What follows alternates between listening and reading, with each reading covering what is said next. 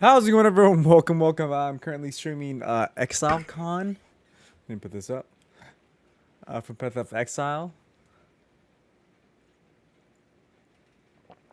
Because they're going to be streaming or showing off Path of Exile 2, which I am pretty excited for. From being a very noobish player of Path of Exile, I think I only played about 20 hours of Path of Exile. I'm pretty excited about the revamp. I've seen demos and stuff like that. I recently got into ARPGs, so I'm pretty excited because they're revamping the whole thing. So I'm just a little watch party for maybe an hour or two, depending how long it goes. So just have some fun. I might turn up the volume a bit.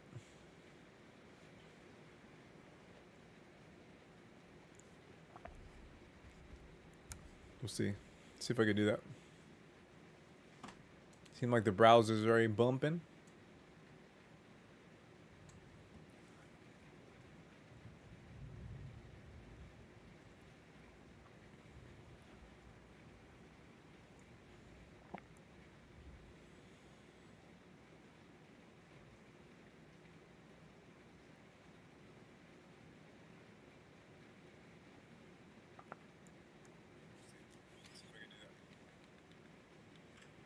Seems like the browser's already bumping.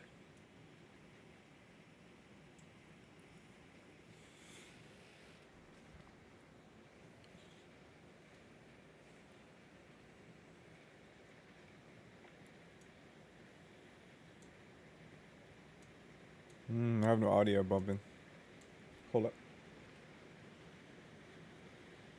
Let me see how I can fix this.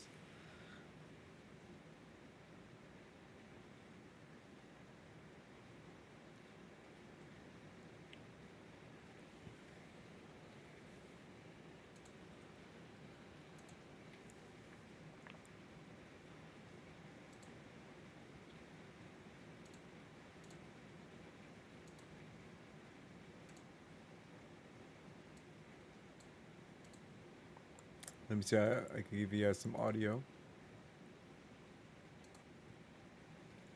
Put browser.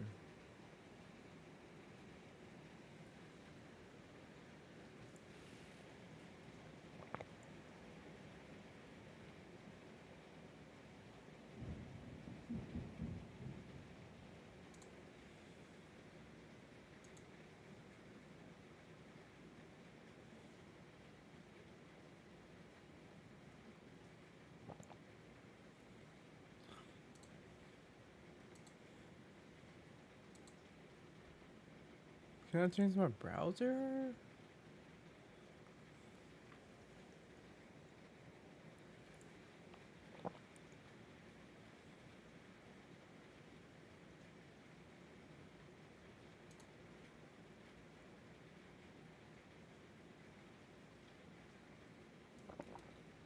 Sorry guys, I'm trying to figure this out.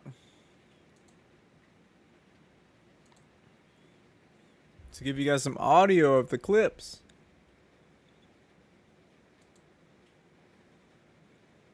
Oh. Did I change it? No.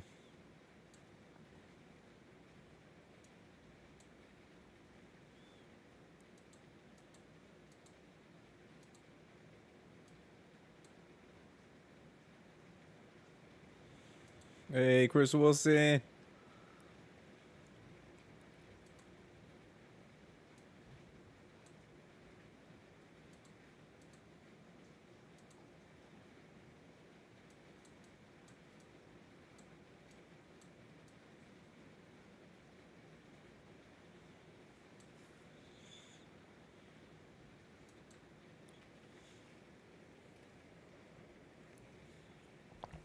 Oh my gosh, sorry guys. I'm trying to get this right.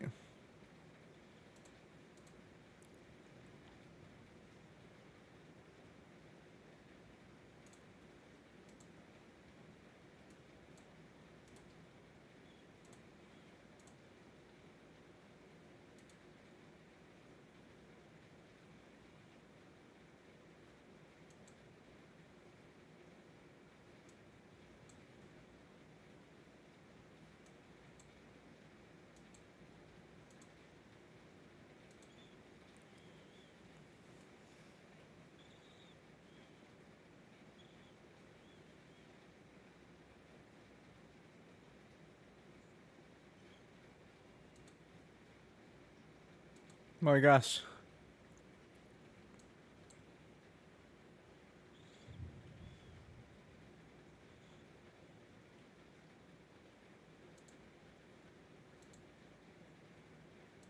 I don't know what my audio's not working.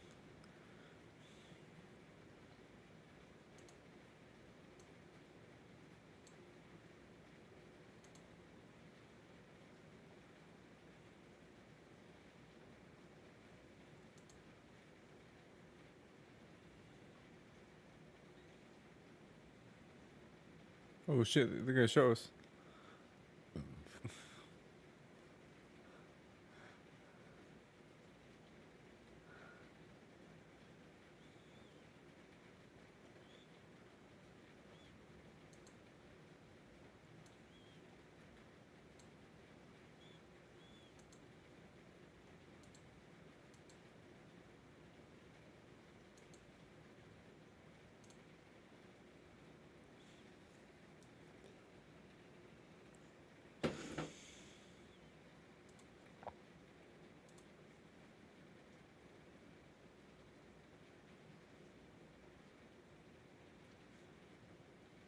What?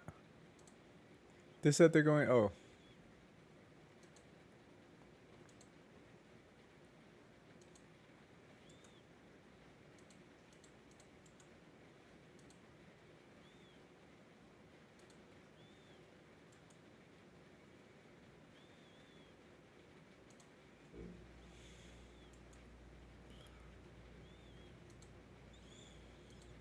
they're talking about how they're gonna be two different games. It's not gonna just be one game.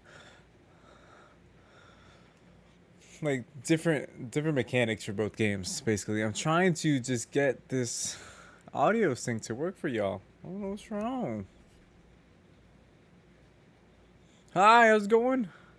Layla, I am trying to fix my audio.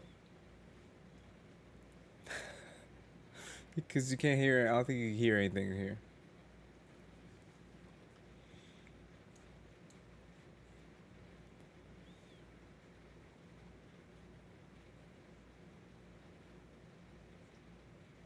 Looks like they're gonna have cutscenes in this game. Pretty good voice acting.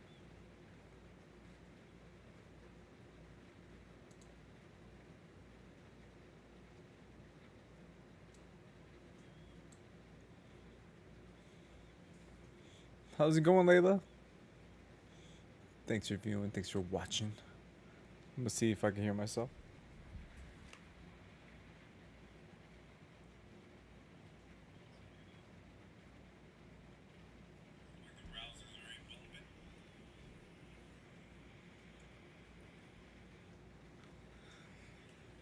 Like different mechanics for both games, basically. I'm trying. Ooh, it looks crispy.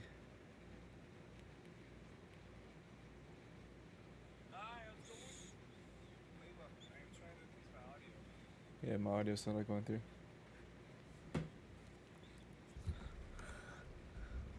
Oh, look at that big old stump.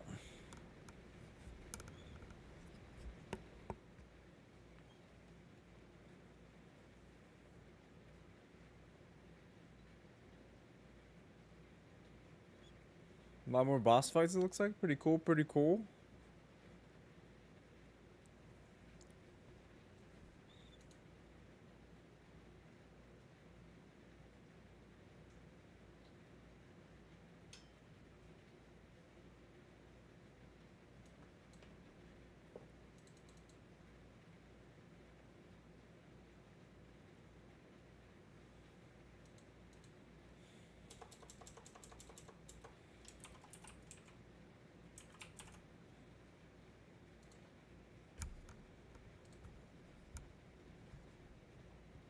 Reborn, no matter the cost. Okay, that should have worked. Let me see.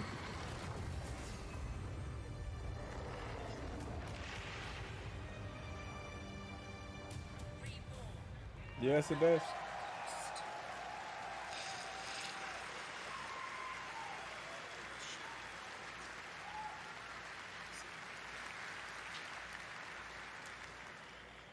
All right, Mark.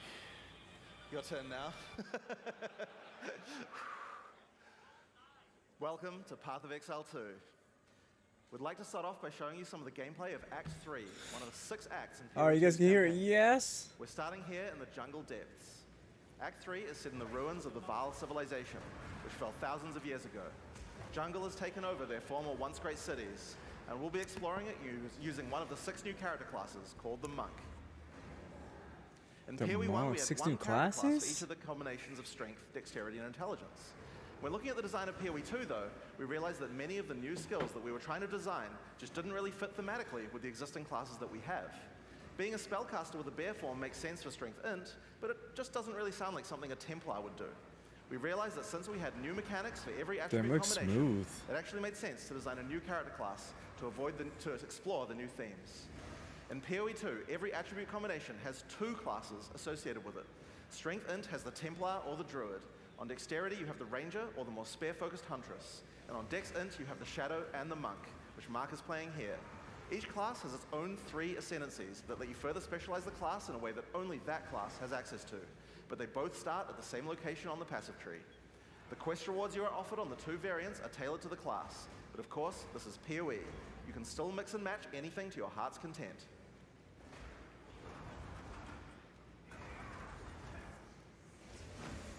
It's pretty cool, like how that's flowing. Oh, big dude, big dude. Looks like we've come across the boss for this area. In PoE 2, every area of the campaign contains a boss of at least this difficulty. That's over 100 bosses to fight as you make your way through the campaign. And they all 100 have bosses? unique mechanics.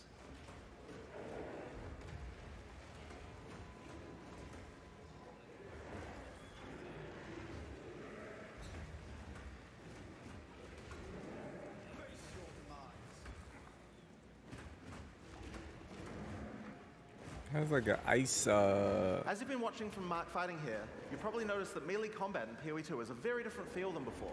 We've done a lot of things to add mobility to combat. Practically every melee skill in PoE 2 has some kind of movement built into it. But the Nice. Monk in particular is a melee fighter who specializes in mobility over brute strength.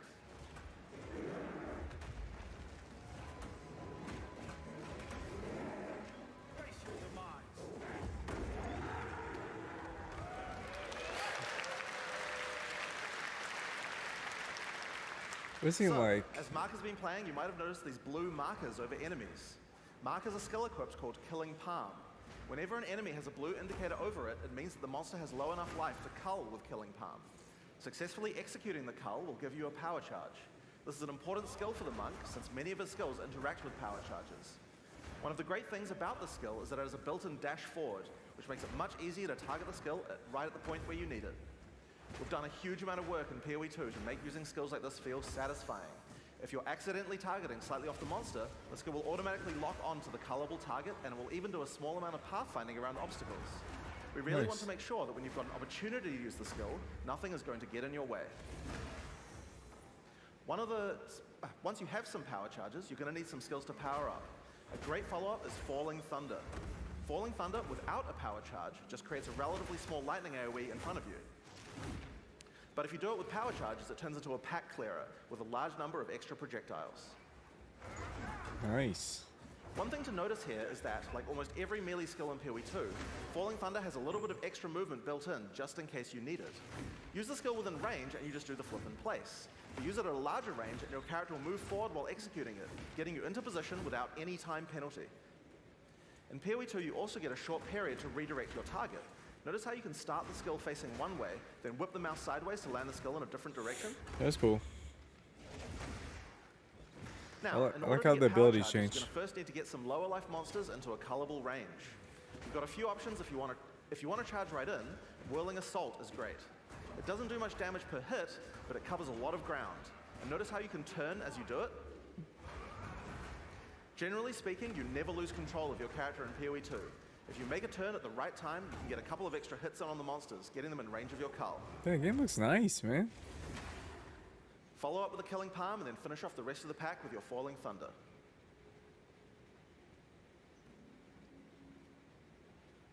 Look at me looking at games, not playing them.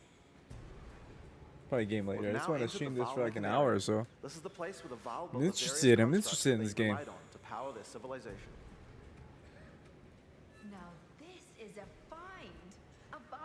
room that hasn't been looted? I wonder why nobody's been in here before. One useful feature we've added is the Good ability voice to acting. call in NPCs to where you are to give you more information or help you with quest objectives, rather than always having to go back to town. In this case, we've called in Alva to find out what to do. This Oh, nice. mechanism. If powered with a small soul core, it could open that door. There should definitely be soul cores somewhere around here. They had to power these constructs somehow. As Alva just said, we need to find a small soul core to open this door. Let's explore. That's cool. Like, you don't have to go Shave off back some to life without town. getting too close to some of the more dangerous monsters, a great option is Wind Blast. Wind Blast also doesn't do too much damage, but it keeps enemies back. The closer they are, the farther they're pushed back. So it's a great option for keeping smaller but higher damage enemies at bay. Note that the bigger the enemy is, the less they'll be pushed back. So trying to push back some giants isn't going to be as effective.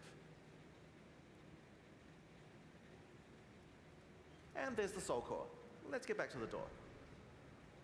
That was easy.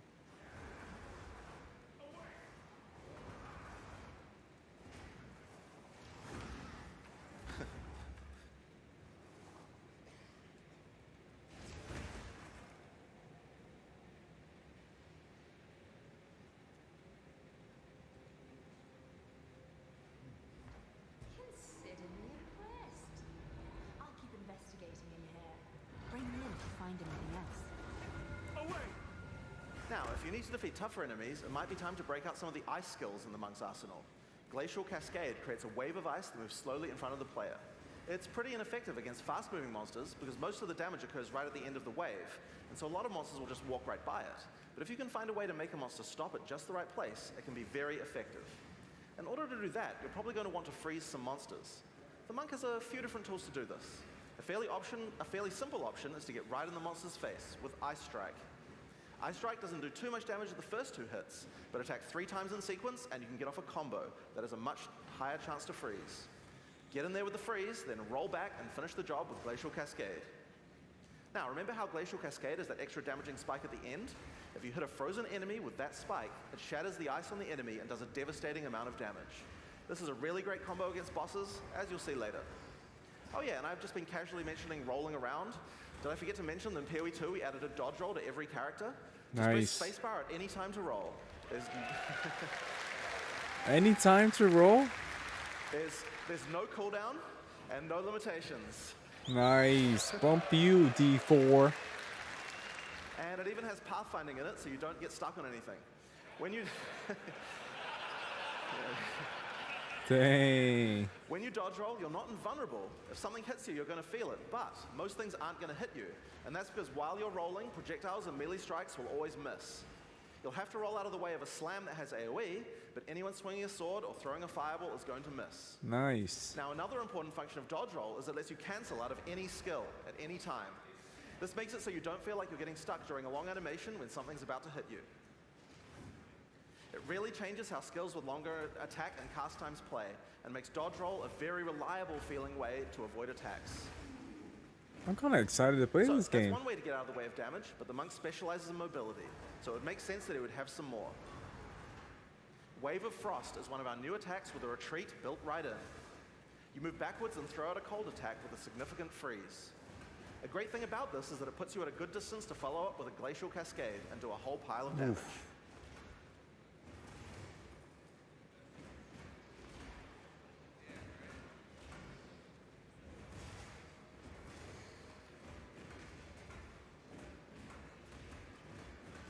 What level is this guy? Don't see any level anywhere. Small soul core.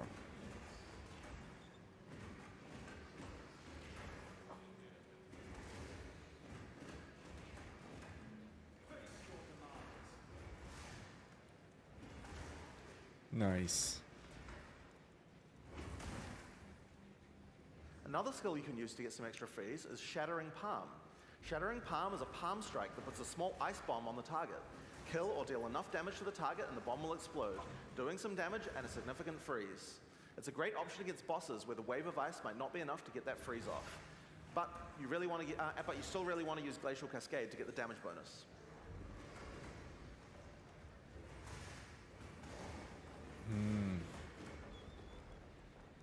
final skill we're going to show you today is Flicker Strike.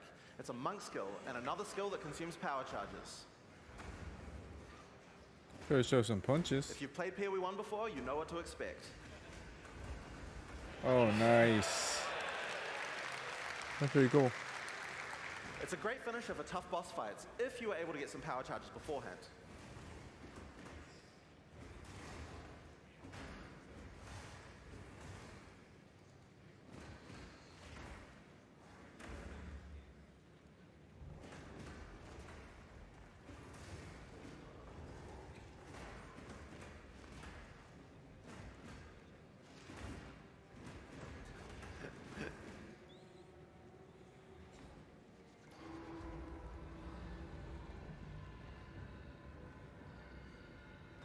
Wonder if you could customize your characters in this game. I don't know if they said that or not. Here we have Ooh. Blackjaw, former overseer of the Mechanarium. When the Val fell, he was turned to stone and now guards the area. Nice dodge. See the little iframes now. In order to take down this boss, we're going to need all the tools on the monk's arsenal, especially the combo Dang, that's so of Blade of nice. Freeze It's a and Glacial dodge. Cascade. Now, if you're a PoE 1 player, you might think you can't rely on Freeze because there's so many bosses that are immune to it. But in PoE 2, that's changing significantly. In PoE 1, Freeze is a binary mechanic. An attack freezes the target, or it doesn't. What this So they're basically making means is two that in games PoE 1, we were forced to simultaneously, add freeze like, immunities to parallel many bosses universes. because Freeze just trivialized them. Because of that, freezing was something you could only really rely on while pack clearing, and not something you could use as a core part of your build for boss fighting. In PoE 2, though, all crowd control mechanics now have internal meters that allow you to build up to a freeze or stun, or whatever other CC mechanic that you're using. It's a little bit like poise from games like Elden Ring, though the meters tend to be a lot smaller than those games. When you freeze an enemy, it increases the amount of freeze you need to do to get another It's like a freeze. stagger But system? the increased difficulty bleeds away slowly. More freeze will always let you freeze the boss more often, but this system means that you will not get out. It will not get out of control in party play or interact badly with other CC mechanics, Smart. allowing us to let these kinds of mechanics actually work against all bosses. They don't want you dumping all these CCs on bosses.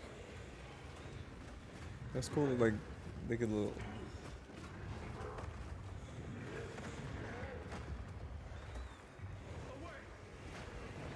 It has to be like early boss. Seems like a pretty easy, but oh, look at Sagard. Look at his ass.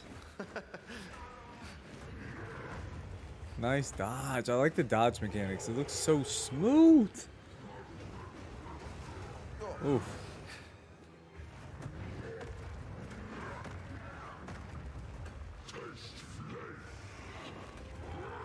Okay, he's second phase. A little more fluid now. I love that. Ooh. Oh, no!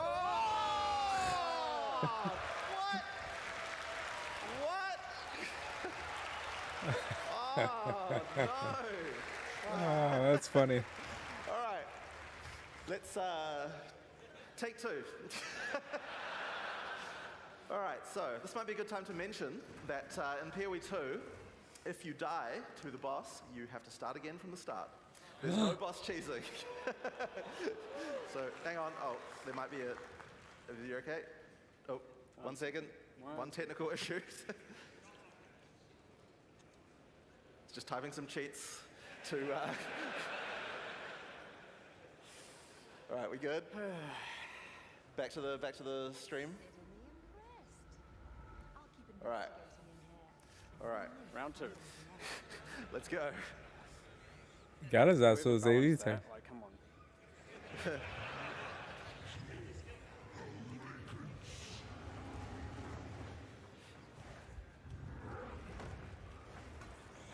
Oh, look.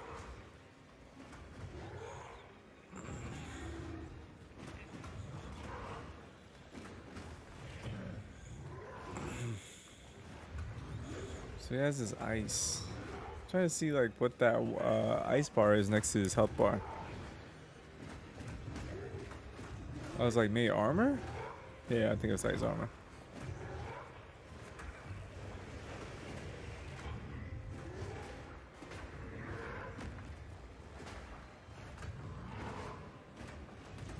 I like from what I've seen, I love the dodging.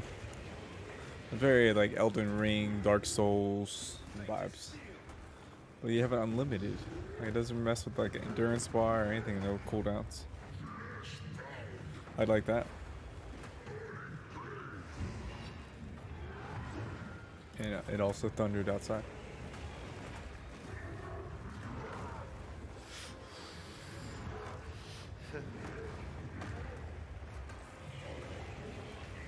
I wonder what that bar is at the bottom. Is that maybe like a level up bar?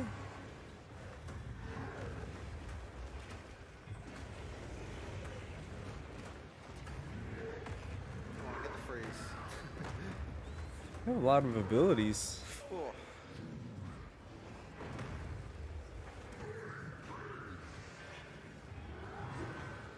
What was that? 1, 2, 3, 4, 5, 6, 7, 8 abilities.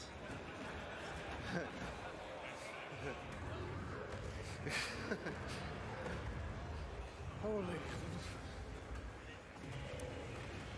Get his ass. Get his ass.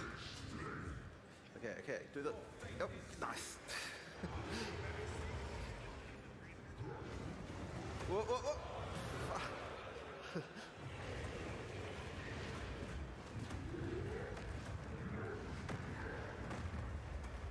Nice, man. He's just doing like upheavals, ground slams. Actually, dude, he's like doing Hammer of the Ancients, but like looking way better. Nice dodge and nice dodge. Nice. Give me a freeze. Come on. Give him the freeze team. Oh, hey. I like how he uses the weapon. I dig that, you know what I'm saying? I guess like most melee characters and like, I guess not. Use their weapons in like Diablo 4. I was thinking like like Rogue. Oh, oh no! Oh shit! Whoa, whoa. Oh, oh. Come on, come on. No. Get it. They're so good. There you go, there you go. After this, after this, after this. No, no, no, no, no, no, no, no. Get him. Okay. All right. Okay, there we go. All right.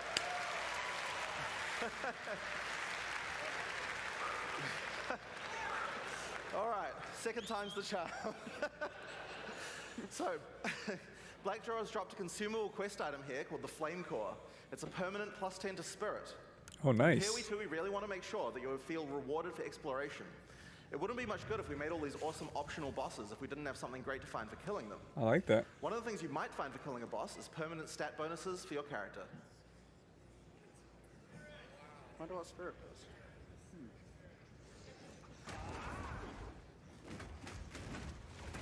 All right, now because this random area is different, Mark will have to find his way to the exit the hard way. This is, because I died, this is Yep. no longer rehearsed at all.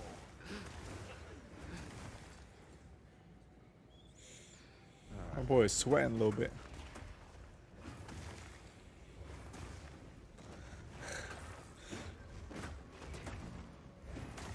Nice. Oh, there you go.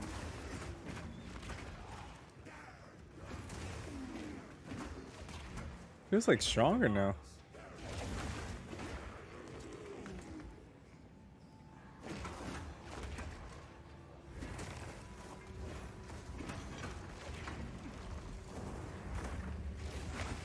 I can't see what buttons he's pressing.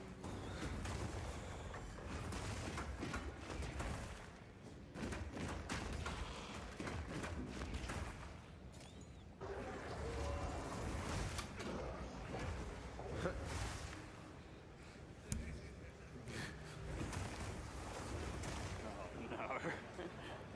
3, 2, 1, let's go. Just gonna go around this way. There's some big dudes there. Need to use those killing palms more often, Mark.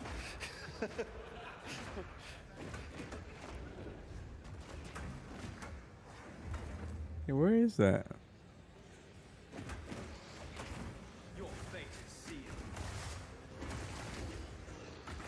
Oh, Whoa, whoa, whoa. nice.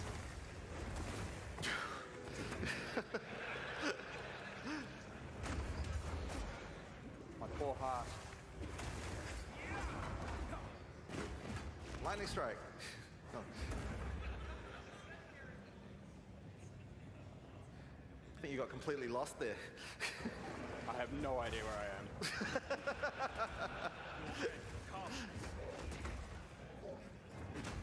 All right. Yeah, there we go. All right, here we are. Here we are. Here's the exit. So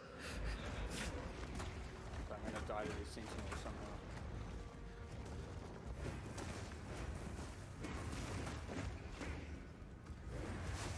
Ah, there we go. Nice. All right. Let's go right through. All right. All right.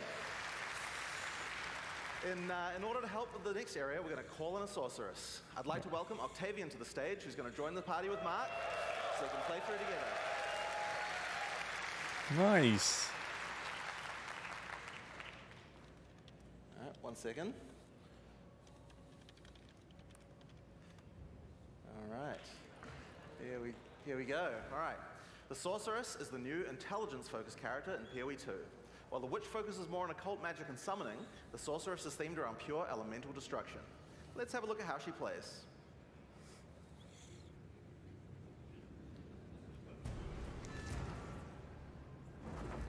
This is the largest soul core I've ever seen. With this, we could power the canal systems. But it isn't charged. I'm interested in the Sork. There is still latent energy in this I wonder if- Spectrarium from its Are they ancient class operation. specific? Like, These you only lines female in if you're a the sorcerer? stonework Sorceress? should lead to generators. You might need to find some more soul cores to spin I them think it up, might be that but case. That's how it was everything in. looks to be in surprisingly decent condition. Maybe the golems have been maintaining it. In any case, it should still function.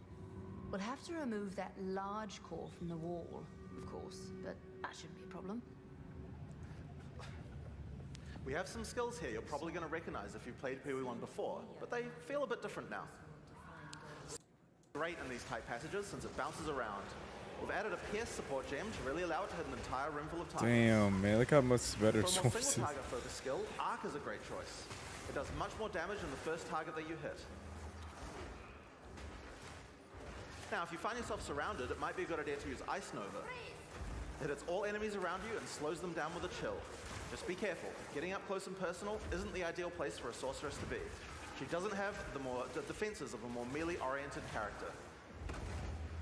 She's just To help wrecking. with that, though, you could use Arctic Armor. In PoE 2, Arctic Armor is a buff that builds up as you stand still. You can see the ice crystals forming around the character. They drop off if you walk. When monsters hit you, they take cold damage and build up to a freeze, so it's a great defense. Just be careful. You have to be standing still for a little while to get the full effect, so trying to stutter step using it isn't the best strategy. Now, Arctic Armor is an ongoing buff, but did you notice it didn't reserve any mana? How does that work? Well, we were pretty sick of the fact that in PoE 1, basically every character was playing with no mana pool, so we decided to change the way that reservation works. In PoE 2, there's a new resource called Spirit. Spirit is a dedicated resource that you can use for ongoing effects like Arctic Armor, Heralds, Auras, and Minions. 34. Nice. Everyone starts with 100 Spirit, which is enough for most ongoing effects. But if you want more, you're going to need to get some more Spirit, which is available on mods from items and on the passive tree. But if you're willing to go up your offhand slot, the easiest way to get it is by holding a Scepter. Find out more about that in the items talk later on. Nice. Now, if you want to increase the cold damage that you're dealing, you can always use Frost Bomb. It places a bomb on the ground that reduces enemies' cold resistance while it's ticking down. Look at the It's a great lean opportunity to shoulders. use some cold skills before it explodes. And speaking of cold skills, a great skill to use on monsters with lower cold resistance is Comet. This is a new skill in PoE 2 and it hits pretty damn hard. It costs Damn. a lot of mana and has a really long cast time, but it's worth the wait. It does a devastating amount of damage. To help you out of danger, your character moves back slightly as it casts.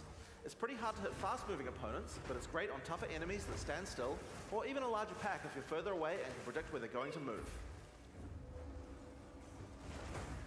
Now, Nice. if you run out of mana casting too many of those, I guess in an emergency you could use your free-to-cast Fireball.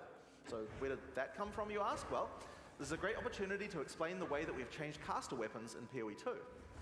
Now in PoE 1, caster weapons had a default melee attack that nobody used. And because they had that, they also had a bunch of attack. In PoE 2, we wanted to clean that up. So each staff now comes with a built-in free-to-cast spell. Nice. Just put it on and spam away to your heart's content. Now this particular staff is the base type that you'll get right on the starting beach, so it's quite likely that you'll have outgrown it by now. So that's why we've also made a lot of staves with more utility-focused powers for casters to use. Here we have a crystal staff. It has a pretty cool built-in spell called Unleash. Using it slams your staff on the ground and will allow you to triple cast whatever you cast with your next spell. Now, of What? course, what you're probably going to want to use with that is something powerful, and Comet is a great option. Whoa. Sork is the way to go, You'll man. notice that Unleash is one of the few skills in PoE 2 with a cooldown. In general, we really try to avoid using cooldowns because we really hate the feeling that combat is just waiting to cast your next spell. But it does make sense for Unleash since it's free to cast, and it's something we want you to use situationally anyway. Now, if you're facing something tough, you might need to try out Mana Tempest. Mana Tempest creates a circle of power which your character literally hovers over the ground. While in the circle, your mana drains, but it powers up all your spells. Lightning projectiles will fork, beams will chain further, and you also do a lot more damage. Damn. Look at her floating.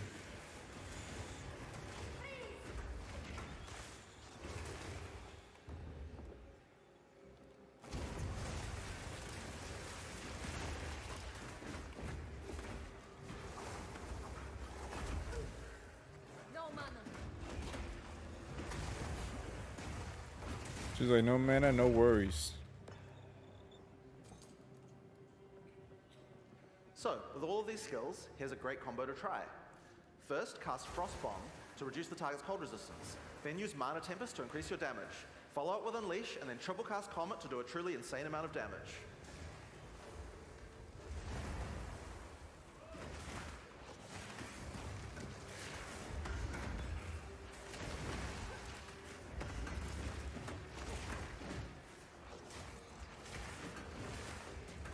Where those ghosts come from? These ghosts. Yeah. Oh, I know. This Whose rare fault mon- is that? This rare monster has dropped an uncut gem, and that's a great opportunity to talk about how skill gems drop in PoE 2. Instead of dropping specific gems, you can find uncut gems. Just right-click on them and pick whatever skill you want. What? Ignore the, whoops. Wait. So, yeah.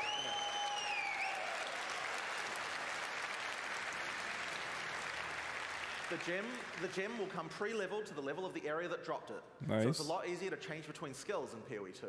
That's awesome. This time, I think it might be cool to grab one of our meta gems. Meta gems are skills that can have other skills socketed into them, changing how they work.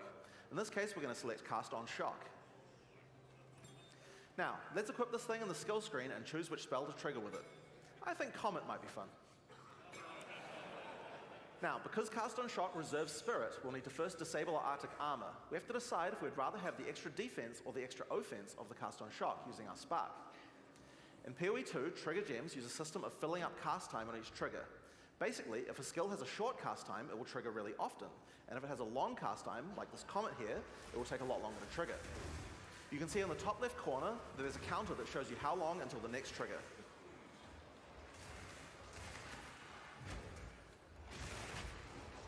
Hopefully you shot some monsters.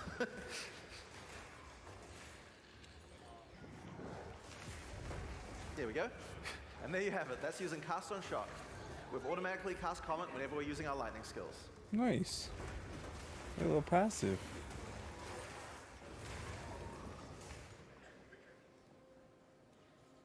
So, we found the generator. Time to power it up. That's pretty cool. Like, get a little passive.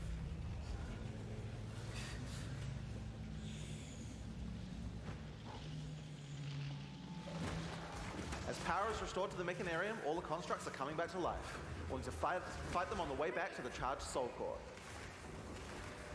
So, one thing that PoE 1 players might have noticed is this character has both lightning spells and cold spells. That's pretty inefficient, right? It's a big no-no for most builds because any specialization into cold or lightning isn't going to affect the other element. And generic elemental damage increases are not going to be as powerful as focusing on a single element. Well, in PoE 2 we have another major new system to introduce to solve these kinds of problems. And it starts, oddly enough, with weapon swap. Now, in PoE 1, weapon swap isn't really used much for its originally intended purpose. We imagine that people were going to be swapping in and out between different weapons to deal with whatever situation they were in. People just don't do that at all. And a large reason for that is because it's really, really awkward. In PoE 2, we wanted to solve all of that. The staff Octavian is using here has an ice mod on it that makes it great for when he's using his ice spells. But we would also like to be able to make sure that this build works just as well for his lightning spells. If Octavian equips his previous staff with his second weapon set, you can see that it appears on the character's back. Now, we're going to open up the skill screen. If Octavian opens the skill options for his lightning skills, you can see here that you can choose which weapon sets are usable with each skill. First, we uncheck set 1 from being used by his lightning skills. Then we go through the cold skills and turn those off with his lightning weapon. Just take a second. If I can remember where they all are. Yeah. Now, when we use Spark, the character will automatically switch to the lightning staff on his back and then use the skill. And when Octavian uses his Ice Nova, his character automatically switches to his ice staff before using it. Nice. That's pretty cool, man. You can configure each skill for which set to use, or both if you don't mind which. There's a very short time penalty to switching, so it can be good to leave some skills on both sets if it doesn't matter which weapon set you're using. But we still have a problem, passives. Wouldn't it be nice if we could specialize in both cold and lightning passives on the character? Well, in PoE 2 you can. Damn, that says a lot, man. Hopefully Mark can deal with those monsters while we do this demo.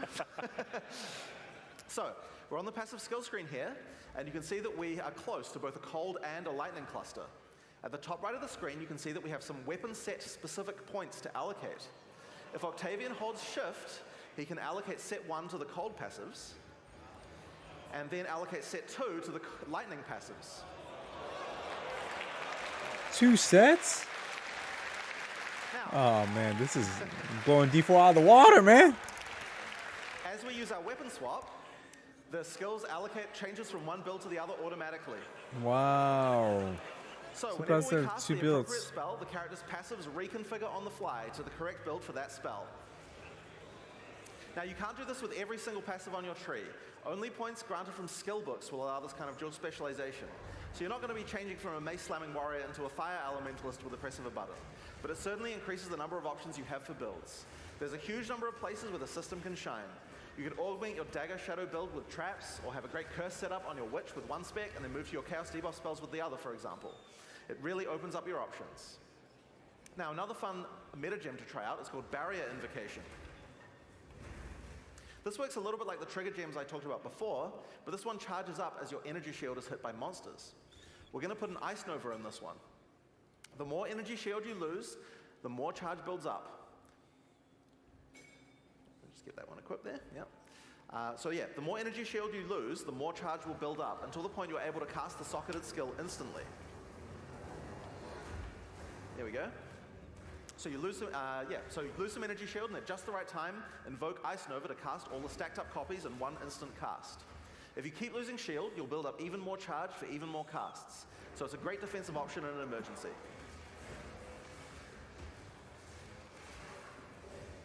You're a crazy dude.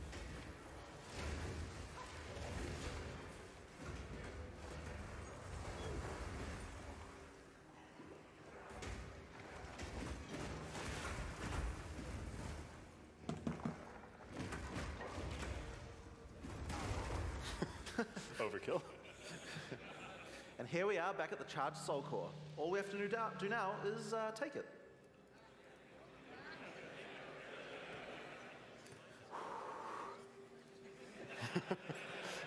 Just take it. Now we just have to remove it from that construct. Alva, what the? Don't die this time, guys.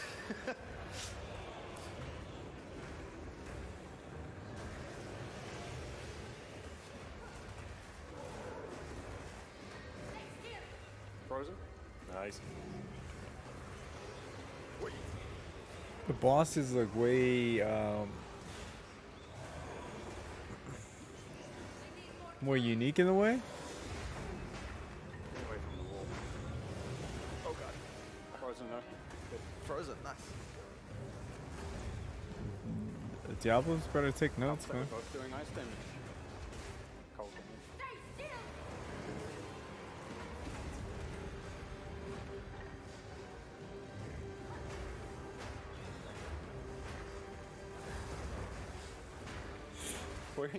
He's heavy Stun.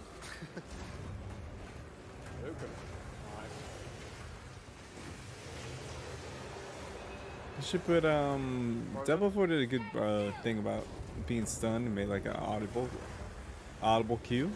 They should probably do that in this game too. Instead of like a little daze thing over its head. Frozen again.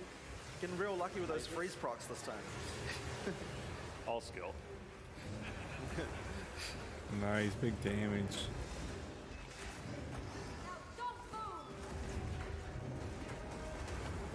Nice. Frozen.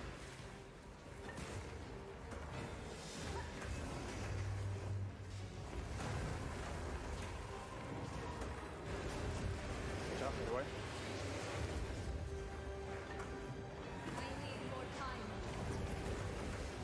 Oh, look at that. Probably dodge from that. Dodge that.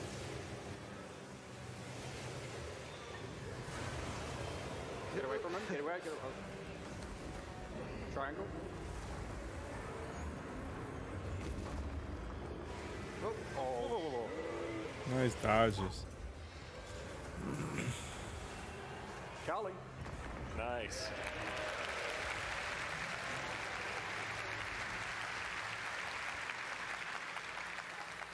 So that's Path of Exile 2.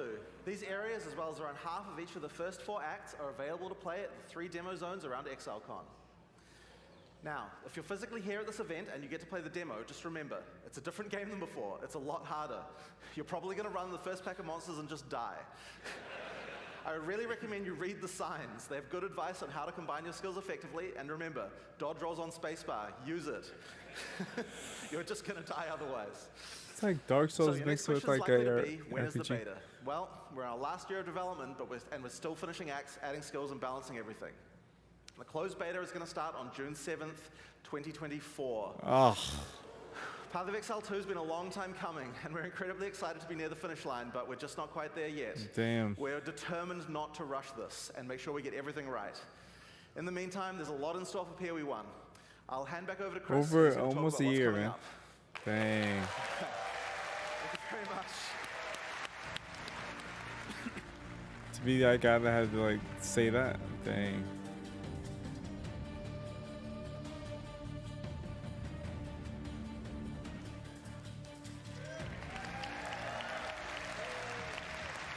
People are probably bummed. I gotta wait in a year? That demo was very hard for them to do in person. Like, I am very impressed it went that well. So, as Jonathan explained, Path of Exile 1 will continue to be its own unique game once Path of Exile 2 comes out. We will continue to update it with expansions and leagues going forward. And because accounts and microtransactions are shared between the two games, and their expansion releases are offset from each other, it's super easy to jump between them and effectively play both if you want. So I'm going off script for a second here and just going to explain this a bit better. Imagine we release a Path of Exile 2 expansion, right? So everyone dives in and plays it. You give it, say, out of the 13-week cycle, you're going to play for, some hardcore players play for the first few weeks, some people play for most of the time. We're going to aim a Path of Exile 1 expansion to come out towards the end of that cycle, say 4 or 5 weeks from the end, which also lasts for 3 months. So because Path of Exile 2 has more content and is a significantly larger game, it will mean that you can play Path of Exile 2 for the majority of the cycle, and then either keep playing if you want to keep playing Path of Exile 2, or jump into Path of Exile 1 when its league launches and enjoy that, either for the entire period or until the next Path of Exile 2 one comes out. And of course, because your purchases are shared, if you were to buy supporter packs or microtransactions in either, they're just available on your characters in the other. Speaking of Path of Exile 1 expansions, we've got one coming out in just 3 weeks, on August 18th. Let's watch the trailer for Path of Exile, Trial of the Ancestors. I should hop on to Souls this such game. as yours do not go quietly into the night. They thirst for battle. They yearn to prove themselves. Welcome to the halls of the dead. Earn your place among us. Under Hinokora's watchful eye, test your mettle against the greatest warriors who ever lived.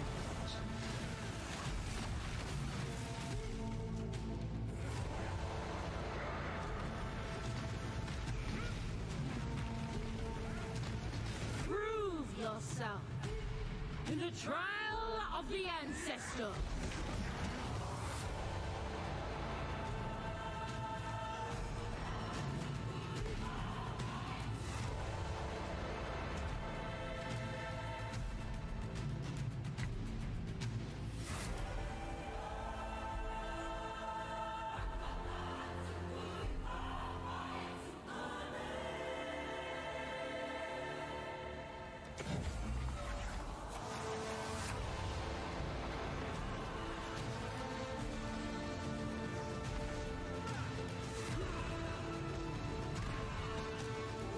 I just know PoE 1 is so like complicated for her. It's like In the the end, builds you have to make are so only like one can intricate. become champion. That's why I'm like Will it be interested in Path of Exile 2. But might not drop until 2025. Like the closed beta is dropping, well, maybe end of 2024. In the Kurui Afterlife, the fallen chieftains of each tribe participate in a tournament called the Trial of the Ancestors. You will journey to the afterlife, assemble your own team, and enter the tournament to battle those chieftains and earn valuable rewards. As you play through areas in the Ancestor Challenge League, you'll find tradable silver coins. Using them will take you to the Kurui Afterlife, where you will encounter Navali, who you may remember from the Prophecy League. Each coin allows you to play a match of the tournament. You start the tournament with a basic team consisting of 3 warriors. The tournament is double elimination, meaning you're allowed to have 1 loss without consequence. A second loss eliminates you from the tournament. Your team will compete against 10 other tribes, and you choose who you're going to challenge next out of the teams left in the tournament. When you start a match, you see the configuration of the enemy team and get to place your team of warriors on the battlefield to challenge theirs. You and your party of exiles will play alongside your warriors. So while this league does have many elements of an auto-battler, you're right there fighting alongside them. During a match, when a warrior dies, they respawn at their totem after a short time. If their totem is destroyed, then they are instantly killed and can't respawn. The team that destroys all of the opposing totems wins. If you're playing a hardcore character though, don't worry. Hinokora, the goddess of death, is watching over you and will restore your soul to your body, so you can't permanently die in the afterlife. Like that. In the Trial of the Ancestors, strategy and tactics are key. Every unit has its own strengths and weaknesses that must be utilized to win matches. The turtle is really slow and really tanky. It's perfect for either defensive positioning to stop flankers or offensive positioning to tank hits for you if you're pushing through the middle. It's not great in the center or flank positions due to its slow movement speed. The Tuatara is a quick and deceptive unit, which is relatively well balanced for all positions. This version of the Tuatara has a stealth ability, which makes it perfect for the flanking position to sneak through enemy defenses and take out unprotected totems from the side.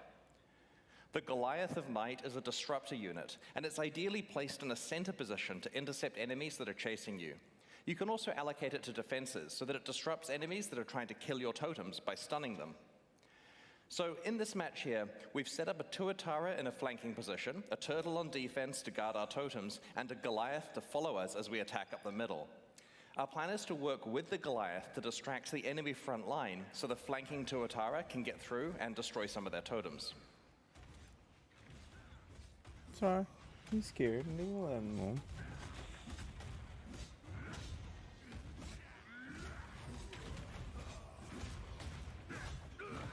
Teamwork. What is this, a MOBA? Upon winning a match, you earn favor and other rewards. I'll talk about the other rewards shortly. There are a lot.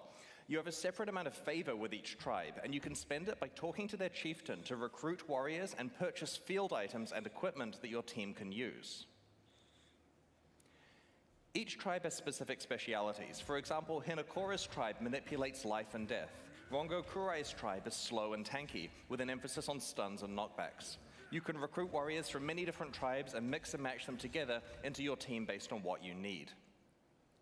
Field items are items that are placed on the battlefield and can be activated during the match to, for example, revive a warrior or heal your entire team. If a field item isn't consumed within a match, it persists on to the next match. But your warriors, their equipment, and your field items are all wiped between tournaments. You enter each tournament fresh. Your success in a tournament updates your overall ranking, which helps you in better rewards and subsequent ones. Speaking of rewards, let's discuss the good part, what you can earn for succeeding at the Trial of the Ancestors. You can tell this gets me excited. Okay. You get a reward as you win each round of the tournament, and these rewards are visible when you're selecting which tribe you want to play against. They'll help inform your decision, as some of them are regular rewards and some of them are exclusive new rewards you can only get from the Trial of the Ancestors. I'm literally tripping over my words to get to the part where I can explain tattoos. Okay. The Ancestors reward you with special tattoos that are not applied to your skin, but they're engraved on your soul. This process can transform what your attribute skills on the passive tree do, basically the attribute highway nodes generally. The regular ones can only be applied to basic attribute skills and allow you to convert your tree's attribute highways into something more useful for you. For example, this one converts a small dexterity skill into movement speed. Each tribe has its own exclusive passive tattoos. This tattoo converts a small strength skill into additional fire resistance. This one converts a small intelligence skill into additional lightning damage. And this one converts a small strength skill into one that summons a minion when you take a savage hit from a unique enemy. But don't go overboard on the number of skills you convert with tattoos, as you'll probably need at least some of your attributes left to equip items. Each of the 10 tribes has an exclusive unique item that you can earn. These rarely show up as rewards for defeating that tribe in a match. Katava's Hunger is a unique majestic plate that you can earn by defeating the Katava tribe. As you can see, it grants an immense amount of life for a single item, providing you don't have any life on any other pieces of your equipment. While this is tricky to accomplish, it also frees up all those other potential life slots to be something else that benefits your build, making it pure upside. This amulet is a unique item you can earn by defeating the Arohongui tribe. It has the powerful effect of causing your flasks to instantly recover life and mana whenever you're low. This could potentially be a powerful panic button, or maybe you want to build around permanently being on low life or mana, so all of your flask usage is instant. If you manage to win the entire tournament, you'll not only receive the reward for the final match, but Hinokora will also give you a choice of 3 additional... button didn't work. Of 3 additional exclusive items. Let's have a look at some of the things you may be offered. First up, there are 4 unique items that exclusively come from Hinokora for completing the tournament. This belt, for example, lists a plethora of really powerful properties, both beneficial and detrimental. While you're wearing the belt, the property shifts around every 5 seconds. You never know what's going to happen next. Will you always crit, always evade, never evade? Maybe you're able to find some ways to build around the detrimental effects to create as much upside as possible.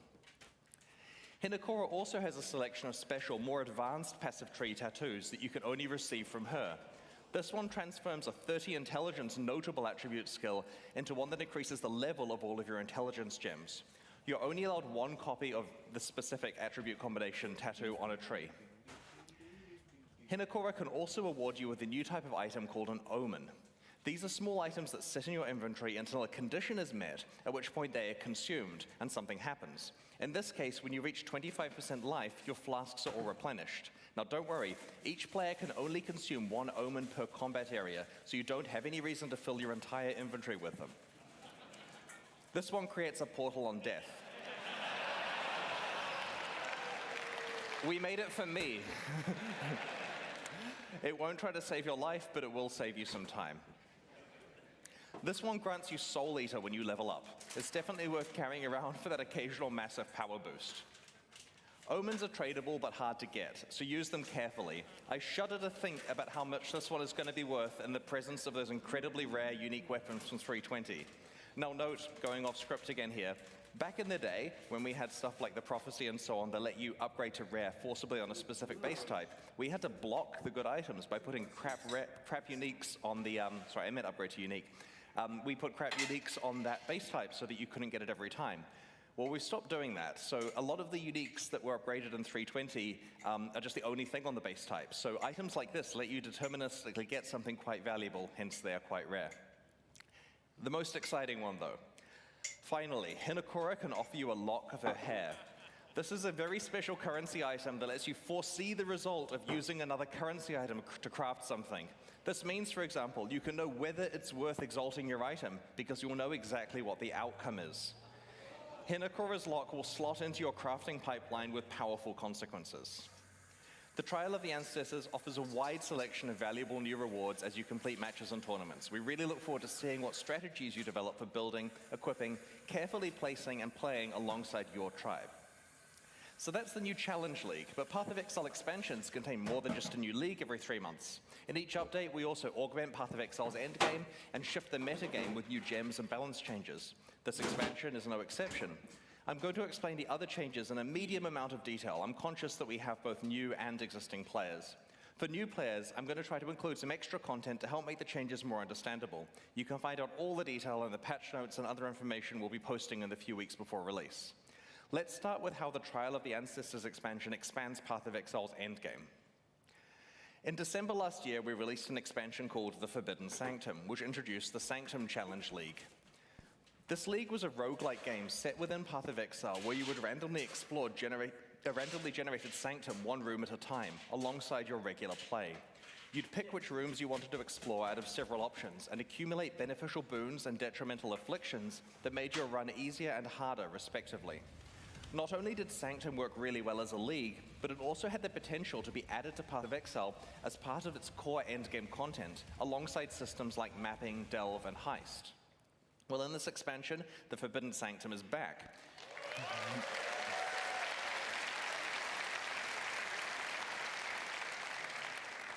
I've really been looking forward to this one. We're reintroducing the Sanctum as core content in Path of Exile's endgame.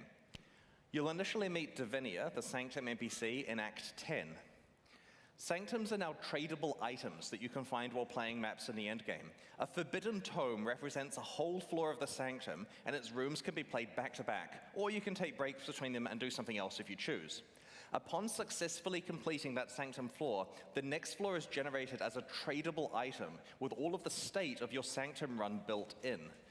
This means that the item stores what boons and afflictions you had, what rewards you've locked in, and how much resolve you have left. You can then either play this floor or trade it to someone else if it feels more beneficial. For example, let's say you manage to lock in a really valuable reward. The example here is a Mirror of Calandra, but you'll also notice that, do I have a laser pointer? It doesn't work on the board. Okay, 1 resolve. This is an example here where the player has a very good reward locked in, but a massive pile of dangerous afflictions and only 1 resolve on them. If you don't feel capable of completing the rest of the Sanctum from this point, then it would normally be a write-off, right? If you gave this to me, no way am I getting that mirror. But you can now trade the Sanctum state to someone else who is willing to pay for the chance to earn the mirror, or lose it. And you can look at expected value in economics, right? It's worth some percentage of that mirror. So you trade it for like 5 chaos to someone, they run it and lose their chaos. Your relics, which act as passive bonuses within the Sanctum, are locked in for the run when you start the first floor and can't be changed for the rest of the run. Speaking of relics, they're now tradable and have been rebalanced around this. To those of you wondering, we have decided against bringing back sanctified relics for now. A complete Sanctum run now requires killing the final boss, Lycia, in both her first and second form. She will always drop a unique relic, and these have been reworked and replaced as we rebalanced everything. An important aspect of the new Sanctum balance is that your primary defenses now have some effect on protecting your resolve. Your armor allows you to mitigate resolve loss, and your evasion grants you a chance to avoid resolve loss entirely, a lot like how armor and evasion work. Your energy shield grants you Resolve Aegis, which is a mechanic that works similarly to how Energy Shield behaves for life. I should have muted my mic. In light of the new defensive opportunities and learnings from the original Challenge League, we've rebalanced the difficulty of Sanctum, especially in later floors, and have worked to add more monster and room variety to runs. We've added new boons and afflictions themed around the new defensive mechanics and have rebalanced many of the other ones. When are they gonna talk more about X? Like other optional endgame systems that involve tradable items, players who don't want to play Sanctum can trade their Sanctums to other players in exchange for an item or currency that benefits them more. Successful Sanctum play can generate a lot of rewards. It'll potentially be possible to build characters dedicated to Sanctum running and just farm Sanctums repeatedly in order to profit. Sanctum isn't the only improvement that Trial of the Ancestors brings to Path of Exile's endgame. We're also introducing 16 new Atlas Keystone passives to the Atlas passive tree. As a quick summary for new players joining us, the Atlas tree is a system that allows you to customize your endgame experience in Path of Exile. As you complete different maps, you gain skill points that can be allocated in the tree. You could use these points to modify the behavior of different content you encounter in in-game maps to make it more difficult or more rewarding, or to behave entirely differently. The system allows you to double down on the content you enjoy and avoid content you don't. Keystones are really impactful passives that totally change how endgame systems behave. Usually they have an element of give and take and require you to come up with new strategies to take advantage of them. Each of these 16 new Atlas Keystones changes how you might interact with Path of Exile's endgame. Let's have a look at some of them now. We will reveal the rest of them before the release of Trial of the Ancestors in a few weeks. Extreme Archaeology completely changes how you play expedition encounters. Instead of placing a series of regular explosives, you now place one gigantic explosive. Every single chest or monster in the blast radius is affected by every remnant in that radius. The release of the beta means Diablo 4 has 1 year to get their issue right. 'Cause if not, PoE 2 is gonna wreck. Speaker of the Dead makes it so that tormented spirits can possess you rather than possessing monsters, boosting your stats instead. While possessed, you can touch monsters just like a spirit can, making them stronger and more rewarding. It's kind of getting silly at this point, isn't it? Blight is like a tower defense minigame inside Path of Exile.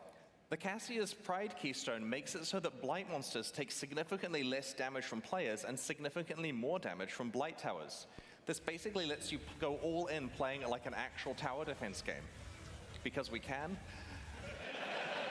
Lucid Dreams makes it so that Val's side areas in your maps are no longer corrupted, meaning that you can use currency items to change their mods. That's right, when you encounter a Val side area, the Keystone lets you craft it.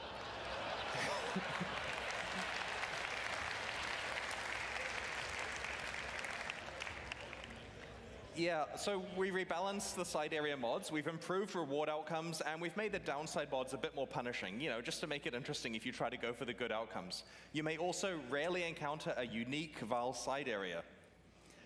Destructive play makes it so that the Maven will summon between 1 and 3 extra random map bosses when you are fighting witnessed map bosses.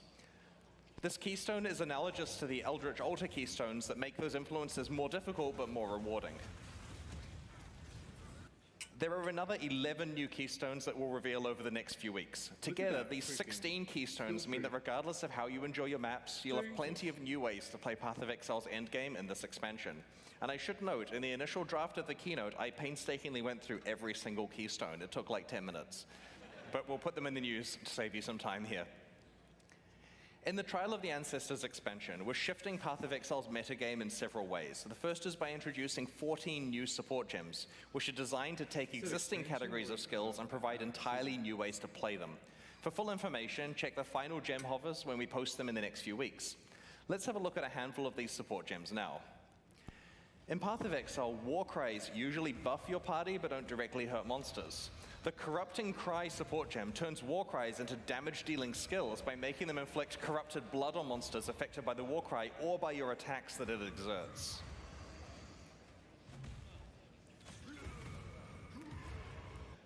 The Returning Projectiles support gem causes projectiles from supported skills to return to you, piercing all targets but dealing a little less damage. I think there's another example too.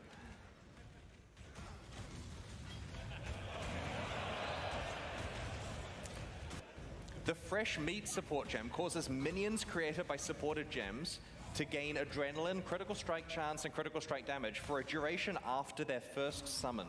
So you've got to work out a way to keep refreshing your minions, and it makes them a lot more powerful. The Flamewood support gem causes totems to trigger projectile mortars at enemies that hit them.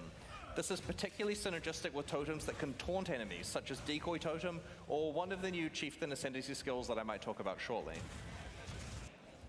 The Sacrifice support gem works on spells that you either cast yourself or through totems. These spells now sacrifice a percentage of your current life or the totem's life to gain additional chaos damage based on how much life was sacrificed. The Frigid Bond support gem affects Link skills and causes a cold mist to come over them.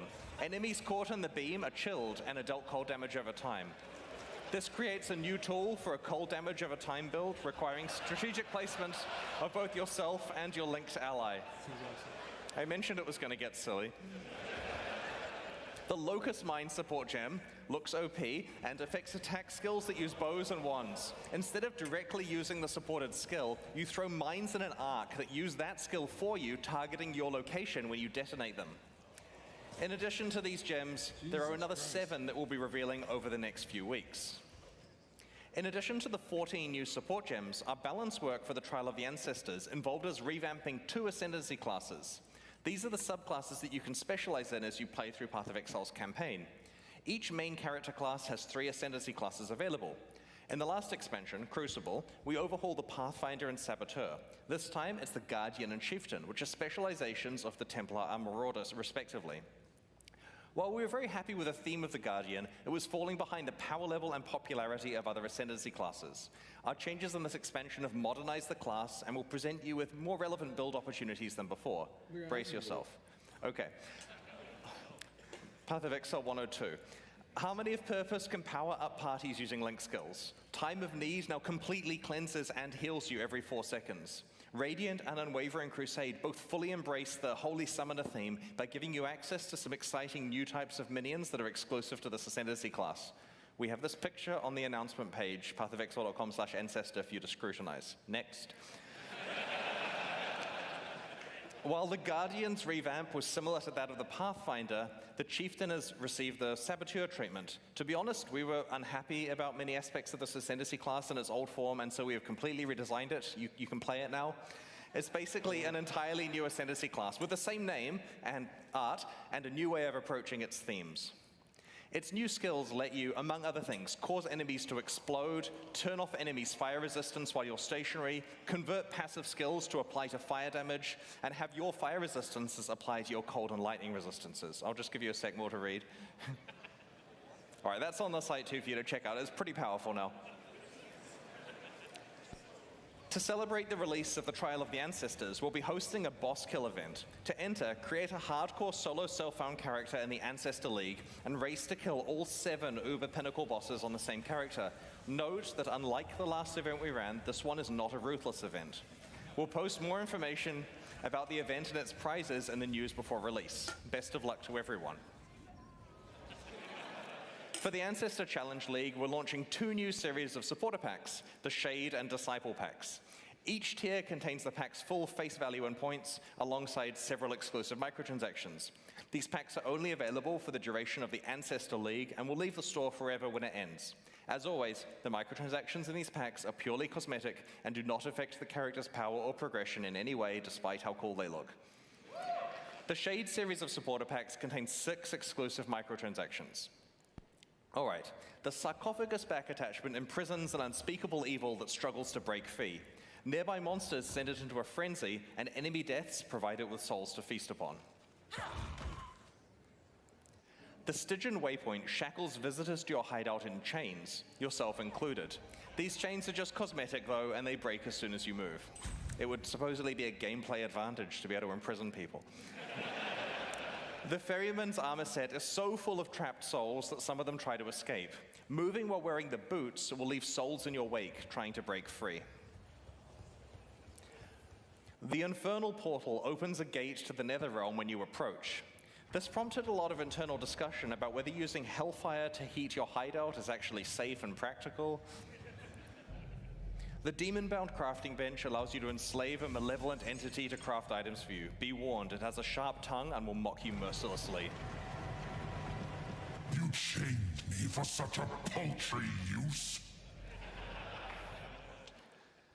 The Nebula character effect causes items you pick up to orbit you in an ethereal cloud of loot.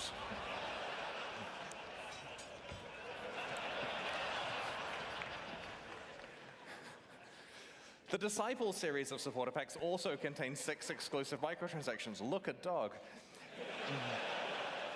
I'm going to put that in the top pack. The Hero's Landing Finisher effect summons a marble statue from the heavens to execute unique monsters you defeat. You decide whether it's the sword or the huge lump of rock that actually kills them.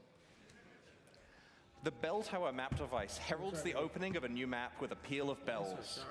Start to run out of portals though, and it will reflect your desperate situation. This is fine. The Cathedral armor set refracts light through your character, creating beautiful patterns on the ground around it. If your life gets low, it responds in kind. Nice. The Observer Diamond Flask summons a tentacled mass that fires its eye lasers at enemies you critically strike while the flask is active. Again, cosmetic. The Currency Orb Charge effect lets you pick from a number of different currency types to replace your charges with, as long as you've used that currency item anytime from today onwards. Some people... We have to store it in the database, right?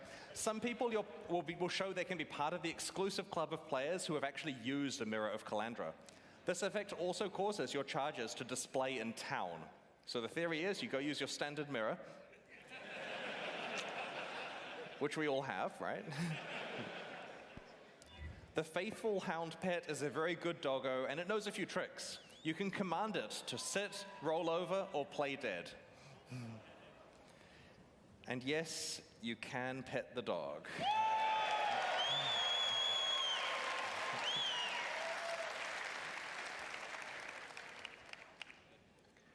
These new packs are available right now at pathofexile.com/purchase, and purchases like these directly fund the ongoing development of Path of Exile 1 and 2.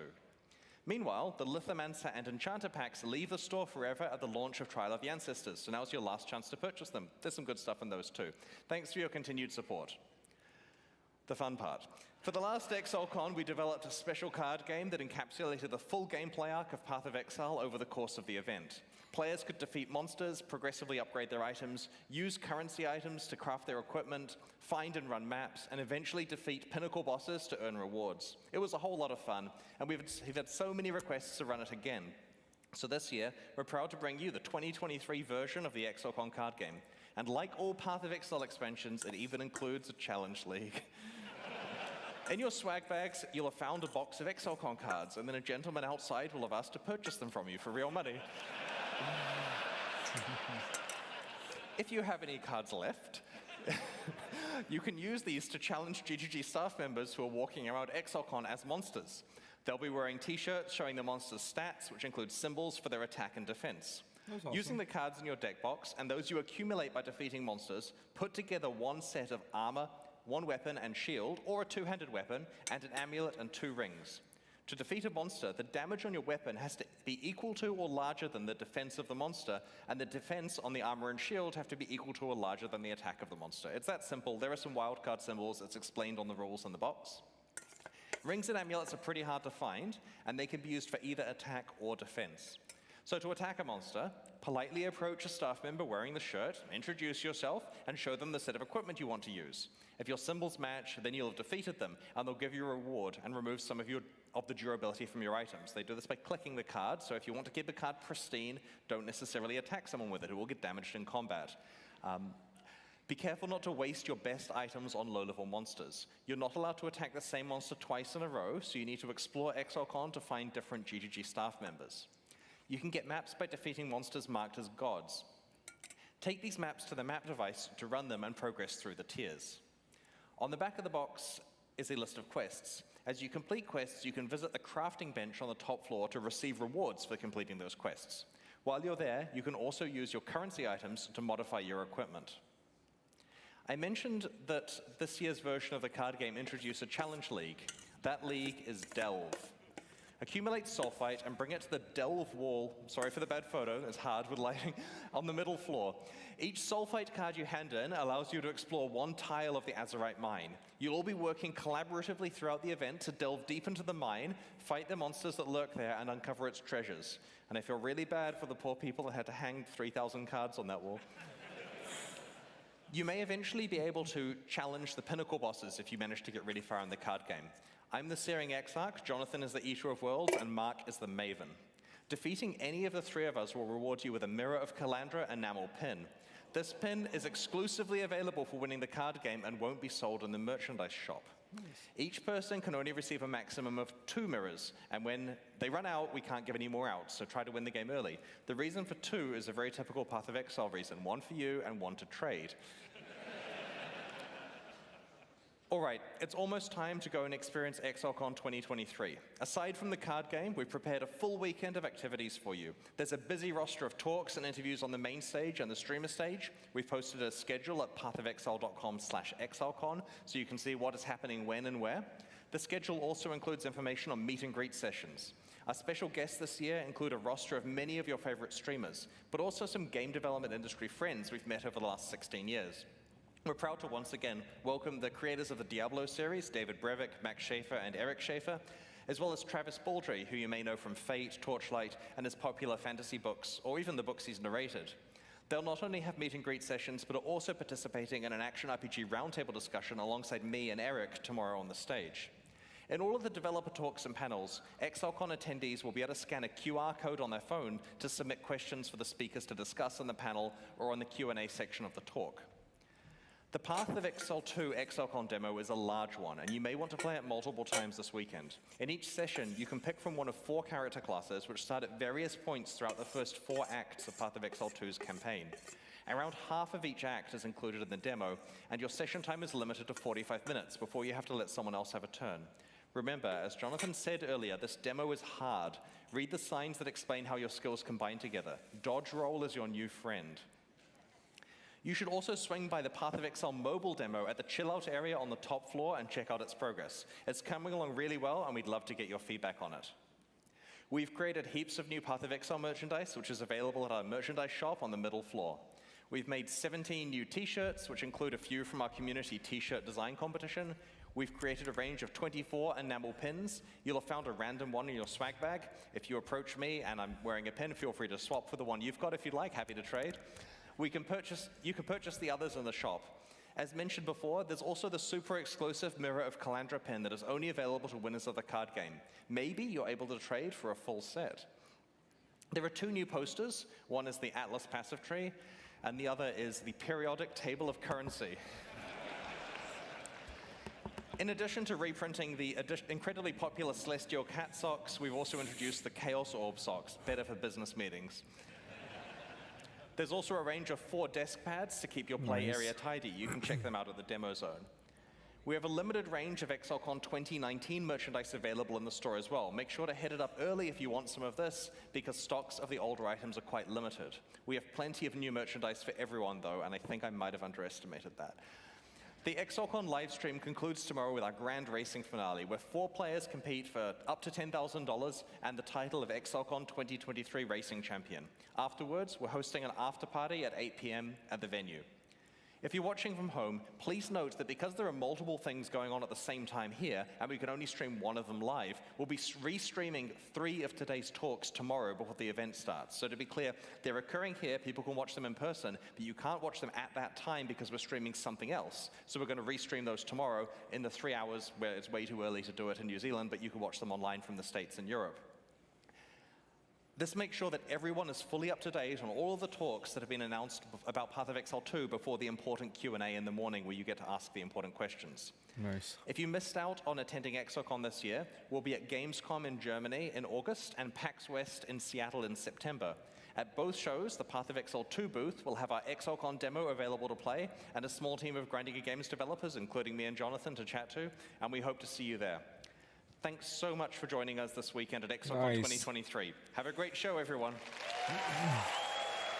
Heck yeah. Day 1.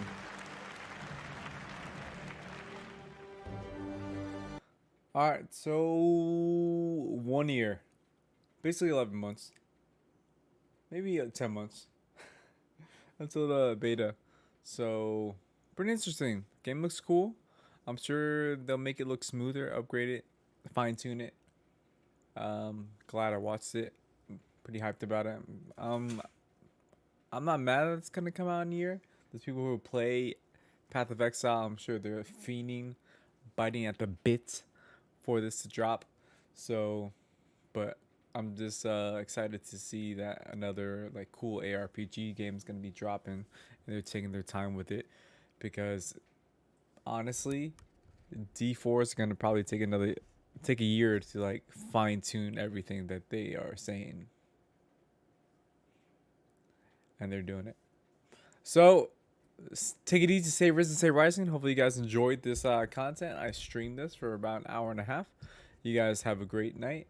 Have a great weekend. I'll probably be streaming tomorrow. Play some Remnant 2. Having fun with that game. You guys have a great night. Take it easy, stay risen, stay rising. Until next time.